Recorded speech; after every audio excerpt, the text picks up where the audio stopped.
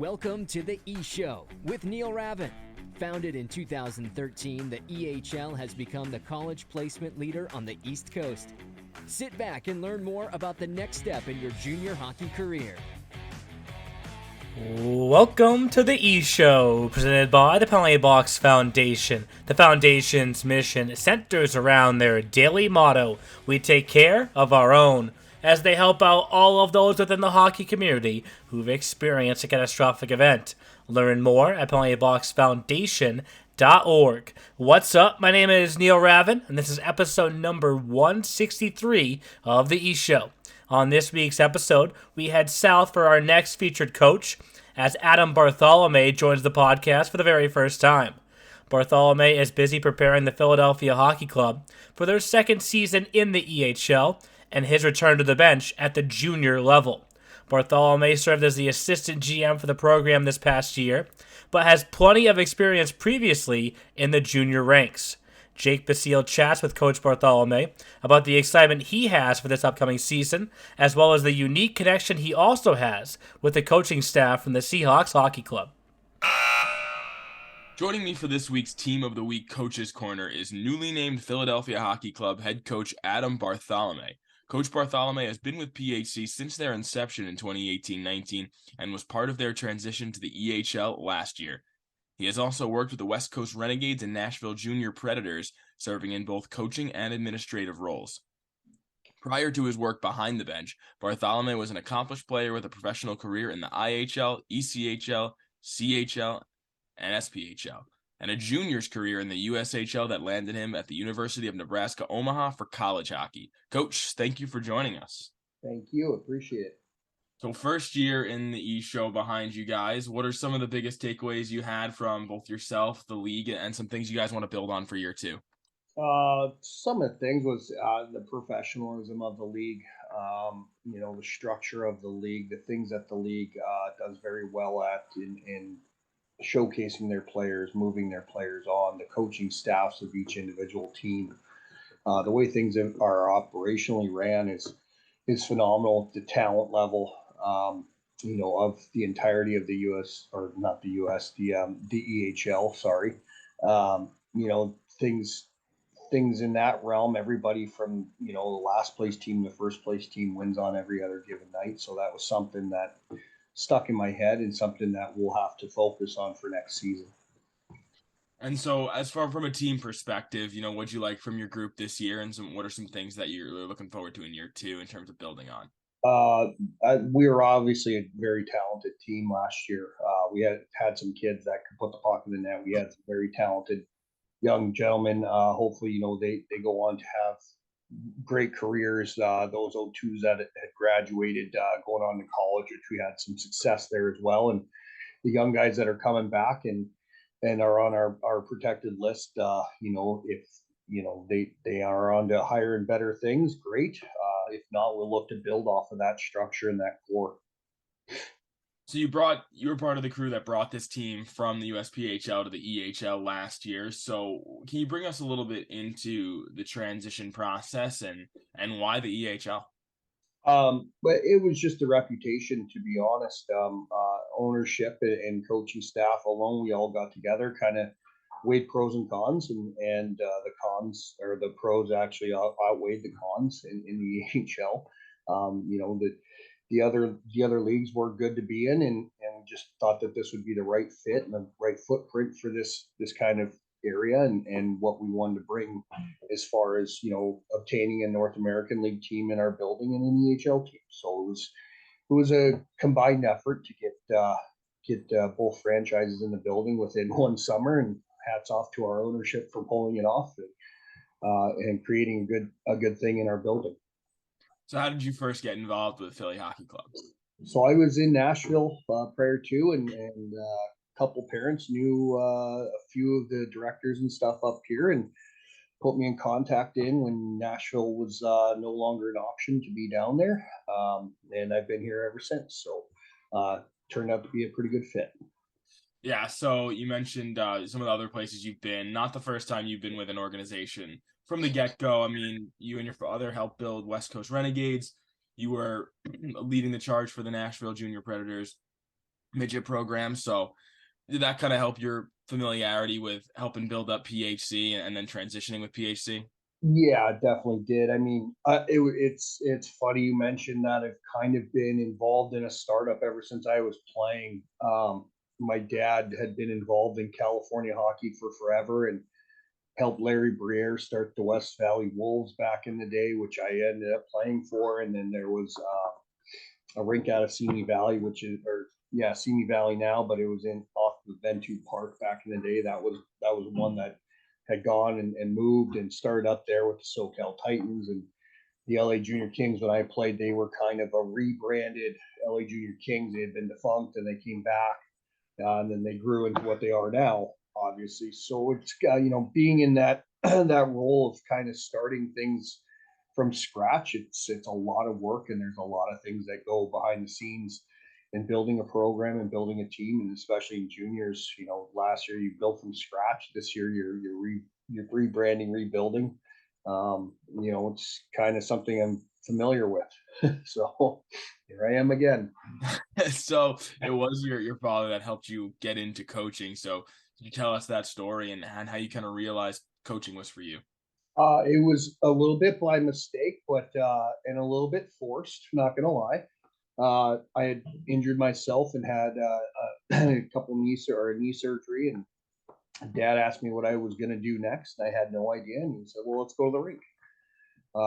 Unfortunately, some other coach had gotten let go due to a locker boxing issue with some young 16A children, and I ended up coaching guy's brother that I went to school with in high school, and it was kind of like a thing. And the kids really just kind of, for the 2 months, 3 months that I was there, they just kind of bought into what I was teaching them.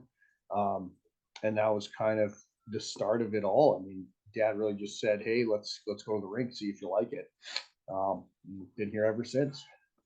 You've gotten a chance to work at youth hockey and at the juniors level when you jumped to the USPHL. So, what are the biggest differences in the levels, and is there one that you prefer? Yeah, lately I tend to lean towards the junior side. I like having players that have a mindset. They know they want something as is. They want to win a championship. They want to win or obtain a college degree. They want to go to tier two. I do like that mindset. It's fun to work with the younger guys, 16s, 18s. Those guys. Those are more you're molding into what they're going to become and develop them and work on skills, and you're trying to teach them systems that they're unfamiliar with. So there's there's the pros and cons of all, but overall it's mostly the midget group to the junior I enjoy coaching. Youth can be fun. The kids are definitely rambunctious and take a lot of energy, but it's definitely fun to see how much fun they're having, especially when they do something you teach them and they just go up in arms about it. It's kind of enjoyable to see. So mostly the midgets to juniors is where I like it, but they're it just all depends on the day, I guess. So now to take a look at your hockey career, you growing up in California. What was the hockey scene like back then, and what kind of gave you your start? My dad played. I was originally from North Dakota, so Dad played and won a high school championship back there. We moved to Alaska, is where I really started. And then when I was about 6, we moved to California. And the landscape was a lot different back then in California. There was, 2 ice sheets versus 13 to 50. Ducks and the Kings and the Sharks had completely taken over everything yet. Some days it took us 2 hours to get to the rink at midgets. So the landscape was a lot different. We had one midget team, with the LA Junior Kings under Brian Shanley and Constantine Lodnia. We practiced in Lakewood, and that was really that. That's about it. And we had, guys come all the way from El Centro, California, which is pretty much the border of San Diego and Mexico, to guys from Thousand Oaks where we were at. We all came together under one team. We had we billeted a guy from Montana who runs the Butte Cobras now. We had guys from wherever we could pull them. Now nowadays I think the Kings own 9 rinks, the Ducks own 13. At San Jose Sharks just added to their facilities, so it's a lot different than it was back then. So you moved on to junior hockey in the USHL in Topeka and Lincoln, and then NCAA hockey at Nebraska Omaha. So you're coaching at the level that you once played at, and you played at the level that a lot of the players you're coaching right now want to eventually be at. So how much do you rely on your experience, as an asset for coaching? Quite a bit. The cultures that were inhibited on us, in junior hockey. I was fortunate enough to have very good junior coaches, and Bliss Littler, Tom Rudroot, Steve Johnson, Rob Facca, who's now an NHL scout.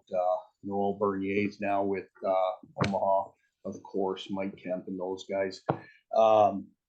The structure, the character, the culture, the things that you may have taken for granted as a young kid. You're trying to instill in these young gentlemen now. So I think a lot of what I based everything off, my practice structures, the day-to-day operations, is really a combination of all those guys that really taught us the game and how to be, fair, good young gentlemen away from the rink as well. So I would say it instills pretty deeply in our day-to-day operations here. So you grew up an LA Kings fan. How surreal was it when you were invited to their rookie free agent camp, and was that sort of what made you want to jump to professional hockey? It wasn't really what made me want to jump. I always knew I wanted to play in some form or fashion.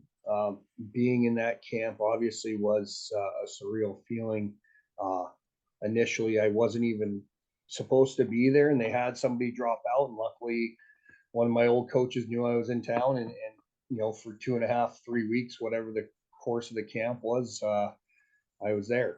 Got to play inter squad scrimmages. Still have the itinerary from there and the team pictures that you obviously take. So it was a pretty cool thing to be a part of. Remember, meeting Andy Murray for the third time or so, and he was at the helm of the Kings at that time, and I think a few other guys that were there, have made their mark in the NHL. So it was a pretty surreal feeling and pretty cool to experience. You were all over in the pros, from Florida to Michigan, Ohio, Oklahoma, Texas, Mississippi, all pit stops for you. What was it like moving around all that much? Did you enjoy that? Was it hard to change or adapt so much? And you just in general, how'd you manage it? I was used to it, to be honest. In midget hockey in California, we didn't have home teams to play. So, every other weekend we were going to a Sault Ste. Marie, Thunder Bay, Detroit, Minnesota, those kind of places to go play. We traveled a ton. So,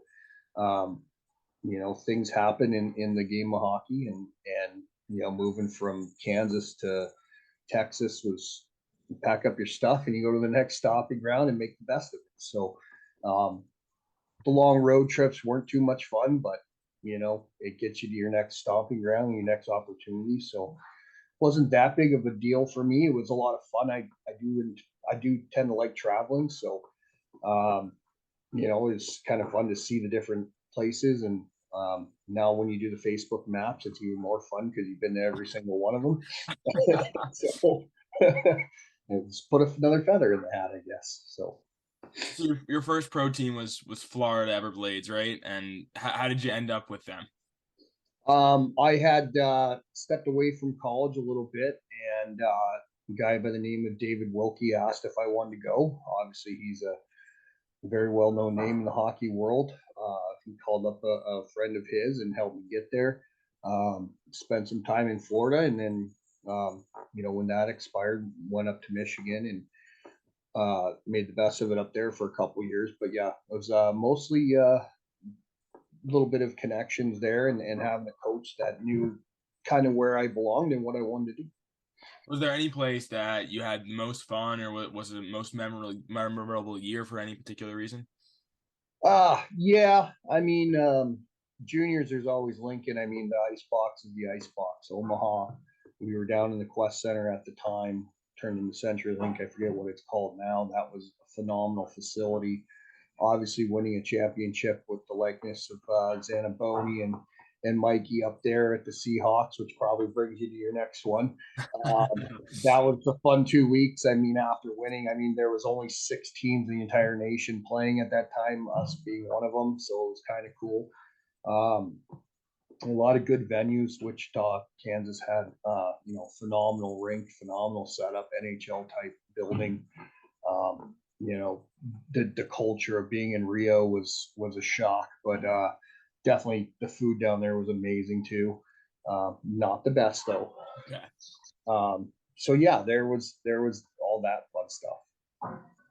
So yeah, you transitioned me perfectly for Bill Zanaboni and Mike Richard, two Seahawks staffers, EHL head coach and GM Zanner, and EHLP head coach Richard. So what do you remember from those guys as teammates, and how has it been catching up with you guys in the same league again? It's great to see those guys again. I honestly, I hadn't seen or talked to a bunch of those guys since we won.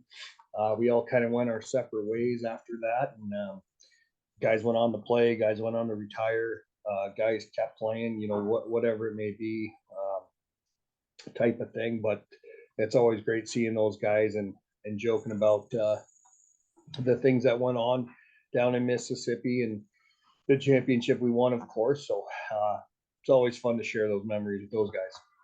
And notice that you were point per game in the playoffs, but not in the regular season. So is it safe to say that you're a playoff performer? Yeah, I like the playoffs a lot. All right, so playoffs is my fun time where it's on the line. You want to play for something to win for, and once you make it there, it's time to put the pedal down a little bit harder and go. And balance between D and Ford the whole time. So, point per game in the playoffs, I'll take it. Nice, yeah. Were you in the MVP conversation? Did they have that? Did they have it? I don't remember. I think Richard had too many points. He was there. He was a lifer down in Mississippi. So we'll take a quick look at all the places you went to, coach or worked, and he played at coach work, whatever it is. I'm gonna say a trait, and you'll tell me which place fits that best. So this is the one that's the most interesting, I think. Which place had the best food? Which place had the best food? Shockingly, it's Nashville and New Jersey. Wow. Okay. So Nashville, I'm not surprised about. What was about New Jersey that was so good? I didn't expect to be so close to so many good restaurants and mom and pop type shops here. It's very authentic to the heritage out here. So I mean, it's a lot of pasta and a lot of good pizza, but that's some pretty good food out here. So where you guys are in Jersey, it's a lot of the good Italian spots. Oh, there's quite a few, and you can go over the bridge to get your cheesesteaks and all that kind of stuff. So I had to watch what I eat a little bit lately. Don't want to. Hockey players need carbs, so it's all good, right? Yeah, well, I'm not playing as much as these kids, so. Which place has the nicest people? Just the common folk around the area. Who's got the nicest? Honestly, I have to say Utah was pretty nice. The people there were very genuine, and in Nashville, you got the Southern hospitality. Mm-hmm. Very nice people here in Jersey as well. Downtown Philly can get a little hairy depending on who's playing. So that'd take a couple notches down there. Which place had the most to do outside hockey? I would say here in Nashville. Okay. Honestly, you can go anywhere for an hour and a half. You go to New York here. You can go south. You can go over the bridge to Philly and catch games within 20 minutes. California, obviously growing up there, I know a ton there, but I didn't really end up coaching there too much. So there is that. Which place was just absolutely middle of nowhere? Kansas. That and Omaha. They're in the middle of there. I mean, they literally have a song in the middle of nowhere. Yeah.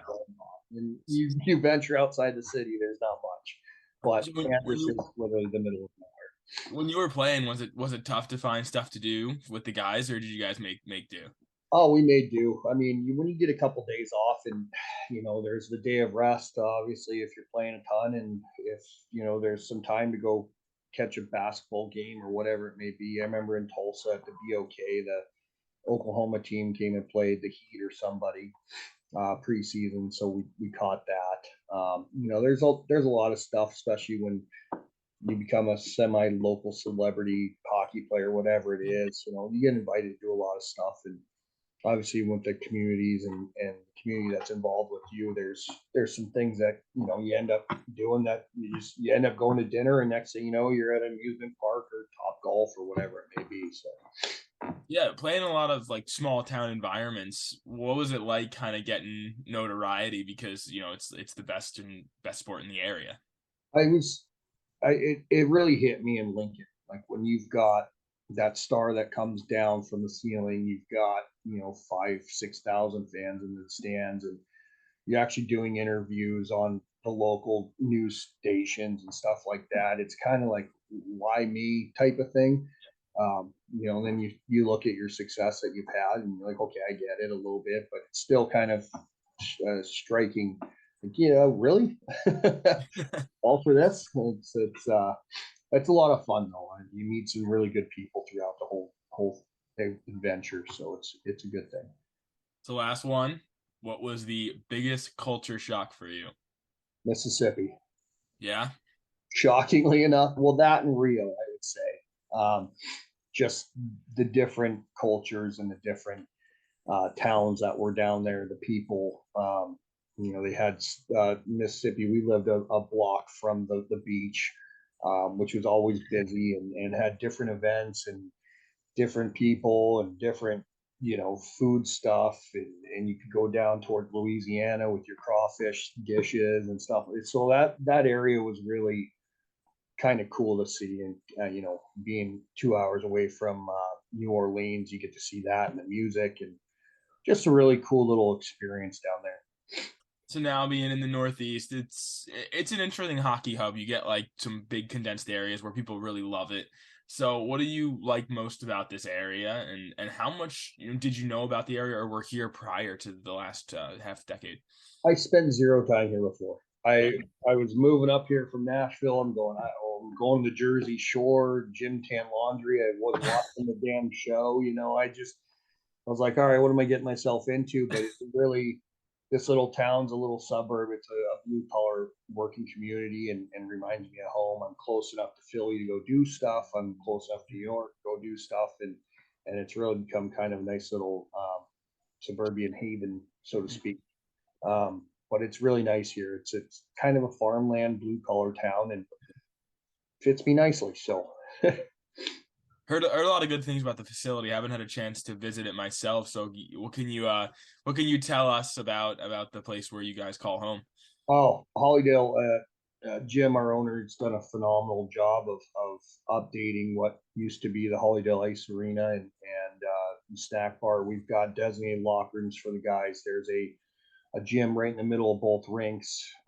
Both are NHL size. There's a full restaurant upstairs, Dunlop's. Jimmy Boucher does a great job running that. There's a 2/3 mini sheet in the main rink. There's another roller rink about a block down, and another ice sheet at Hollydale North. So I mean, it's just everything's nice and up to date, and it's a nice place to call home. It wouldn't be a bad showcase venue, maybe in a Oh, I couple of don't years. know. Who knows, Maybe we'll see. It's above my pay grade. I'll grab the ear of the commissioner. Don't worry. Yeah. Oh, we'll So see this weekend. We'll start bugging. yeah, well, you'll get one ear, I'll get the other. Yeah. We'll get something going. I want to see that restaurant. So finally, year two on the way, recruitment process over the summer, and kicking off with the Walpole Combine for a lot of teams this upcoming week, just a couple days. So what are you most looking forward to for getting going year two? Just getting back to work, really. Giving these guys, what they deserve and what they're expecting. Having a strong year, coming off, pretty strong start as of last year, and just building off of that, the culture that's in the building and in the league. That's all I can ask for, and hopefully we get some good character kids in here that can give us our culture and make this a family. Great. Thank you so much for your time, Coach. Appreciate the tour of your life. It's honestly a very fascinating story, and I'd love to travel with you. I'll say that much. All right. Sounds good. Let's go. All right. I'll see you at Walpole. Thanks again for your time. Sounds good, man. Thanks for listening to The E-Show. Learn more at easternhockeyleague.org and follow us on Facebook, Twitter, Instagram, and YouTube. Also, be sure to subscribe and get notified when next week's podcast is released.